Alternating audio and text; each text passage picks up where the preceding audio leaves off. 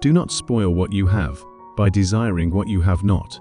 Remember that what you now have was once among the things you only hoped for. Nothing's enough for the man to whom enough is too little. Not what we have, but what we enjoy, constitutes our abundance. It is not so much our friends' help that helps us, as the confidence of their help. If God listened to the prayers of men, all men would quickly have perished, for they are forever praying for evil against one another.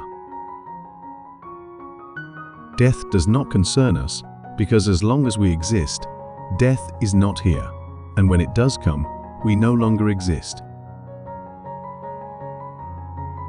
The art of living well and the art of dying well are one. It is folly for a man to pray to the gods for that which he has the power to obtain by himself.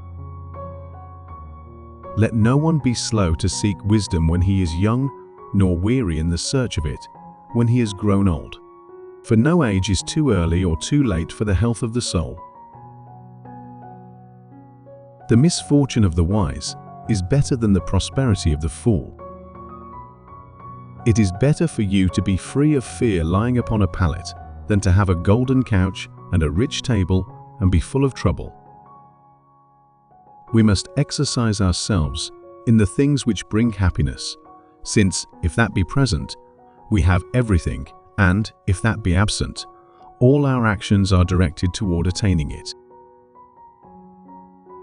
There is no such thing as justice in the abstract. It is merely a compact between men.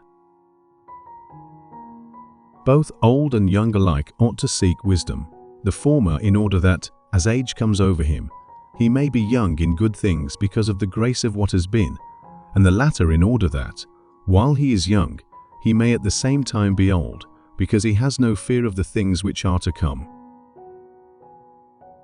Of all the things which wisdom provides to make us entirely happy, much the greatest is the possession of friendship.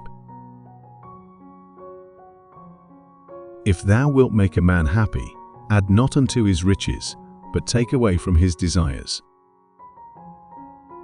A free life cannot acquire many possessions, because this is not easy to do without civility to mobs or monarchs.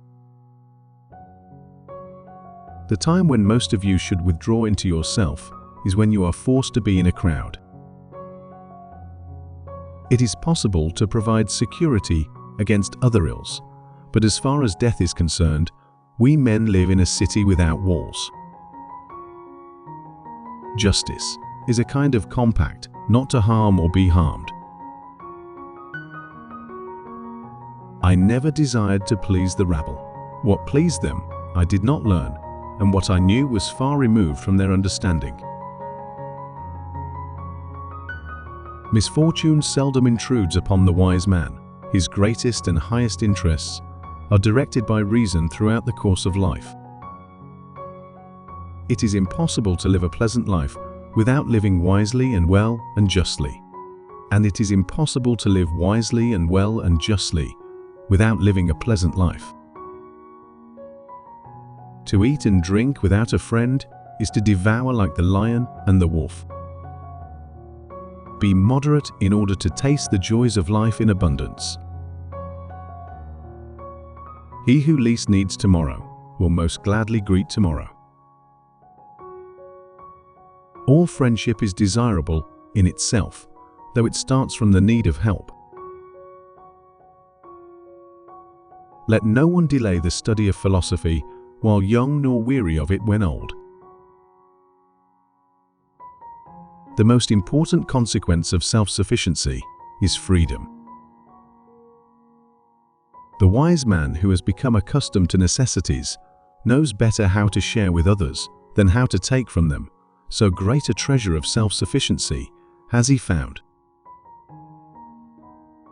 If a little is not enough for you, nothing is.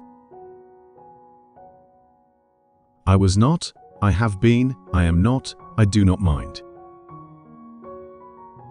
If you shape your life according to nature, you will never be poor. If according to people's opinions, you will never be rich. Contented poverty is an honorable estate. Fools are not satisfied with everything they have. They are saddened by everything they don't have. If a person fights the clear evidence of his senses, he will never be able to share in genuine tranquility. Men inflict injuries from hatred, jealousy, or contempt, but the wise man masters all these passions by means of reason. We need to set our affections on one good man and keep him constantly before our eyes, so that we may live as if he were watching us and do everything as if he saw what we were doing. Therefore, foolish is the man who says that he fears death, not because it will cause pain when it arrives, but because anticipation of it is painful. When you die, your mind will be gone even faster than your body. We must free ourselves from the prison of everyday affairs and politics. The above are the life wisdom quotes for this episode. Which quote is your favorite? Please leave a comment to tell us. Don't forget to like, subscribe, and turn on notifications. See you next time.